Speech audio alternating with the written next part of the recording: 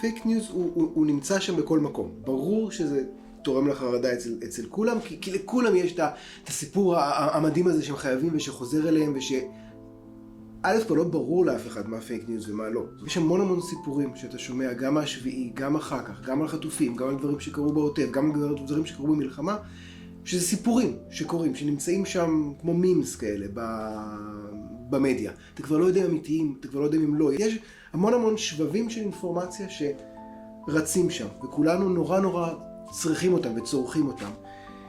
וזה ברור שזה מגביר מצד אחד את החרדה ואת ההתעסקות שלנו בזה, כי זה כאילו זה מלהיב אותנו באיזשהו מקום, אנחנו שם. הכל אני לוקחת בערבון מוגבל. במיוחד שכל הזמן דאגו לא להתקרב לחטופים שנמצאים במנהרות, וגם דאגו להגיד לנו את זה שפחות או יותר הם יודעים איפה החטופים נמצאים והם לא מתקרבים.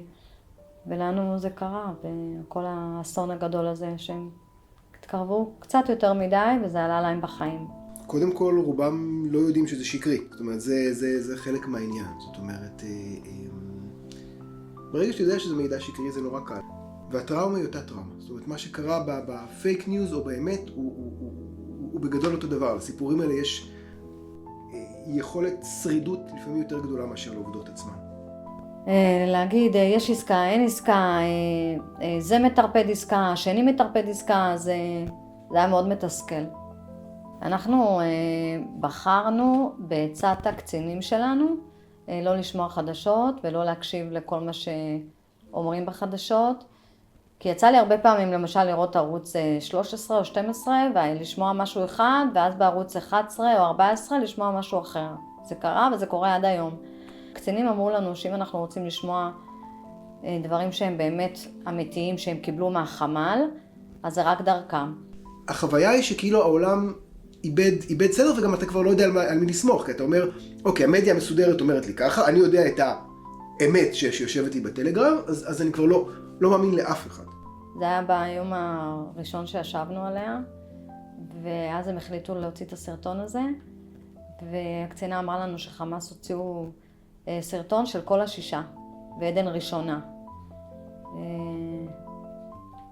וואי, וזה היה מטורף, ראיתי את הסרטון, כל התקופה לא ראינו אותה 11 חודשים, באיזשהו שלב כבר כל כך רצינו לראות משהו, שזה הגיע כבר אחרי הרצח, אז זה הרגיש לנו כאילו הכניסו את הסכין וסובבו אותה, ולראות אותה שם היה מאוד מאוד קשה.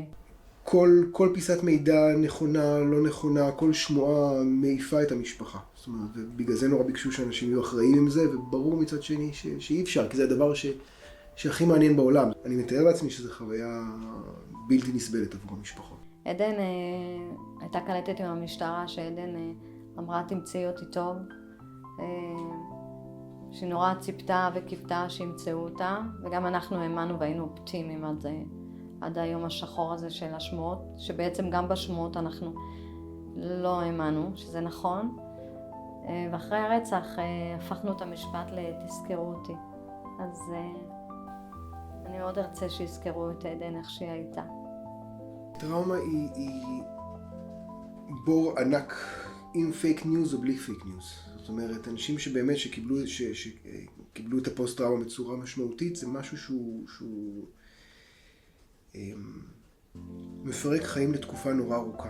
אני חושב שכדי להחלים אתה צריך באמת, כמו שדיברנו, איזושהי אמונה באיזשהו סדר. איזושהי אמונה בזה שיש מישהו שיודע מה הוא עושה, שהעולם הוא טוב במקום בסיסי, שהייתה תקלה, היה פלופ, שהייתה איזו נפילה, אבל שהעולם הזה יכול להיות מקום סביר יום אחד.